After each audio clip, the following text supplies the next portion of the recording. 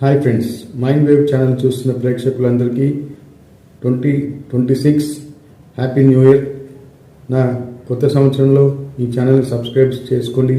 మరిన్ని కొత్త వీడియోస్తో మీ ముందుకు వస్తుంటాను. ఈరోజు నేను చెప్పబోయే టాపిక్ కొత్త సంవత్సరంలో కొత్త నిర్ణయాలు. మనం ఏం రెజల్యూషన్స్ తీసుకుంటున్నాం, ఈ సంవత్సరం ఏం చేయాలనుకున్నాం, ఏం సాధించాలనుకున్నాం.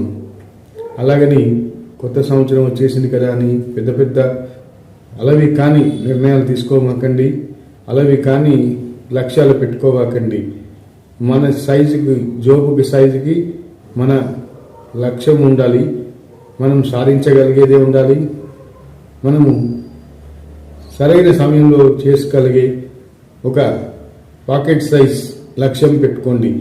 లక్ష్యం పెట్టుకోమన్నాం కానీ ఏదో పెద్ద లక్ష్యాలు పెట్టేసుకొని ఒక 2 రోజులు 4 రోజులు దాని గురించి ఆలోచించి ఆ తర్వాత దాన్ని పక్కన పాడేయడం ఇది సరైన లక్షణం కాదు మిత్రులారా. సో మీరు ఈ కొత్త సంవత్సరంలో ఏ కొత్త రెజల్యూషన్స్ తీసుకుంటున్నారు, ఏ నిర్ణయాలు అమలు చేయాలనుకుంటున్నారు, అది మీ ఫిజికల్గా, ఫైనాన్షియల్గా, మెంటల్గా, ఇలా మీ పర్సనల్ గ్రోత్కి సంబంధించిన నిర్ణయాలు అయి ఉండాలి.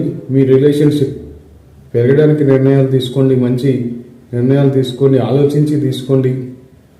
మీ ఫైనాన్షియల్ గ్రోత్ పెరగడానికి నిర్ణయాలు తీసుకోండి. మీ ఫిజికల్ ఫిట్నెస్ పెరగడానికి కావాల్సిన నిర్ణయాలు తీసుకోవాలి. అలాగే మీ యొక్క నాలెడ్జ్ పెంచుకునే విధంగా మీ యొక్క కొత్త రెజల్యూషన్స్ ఉండాలి.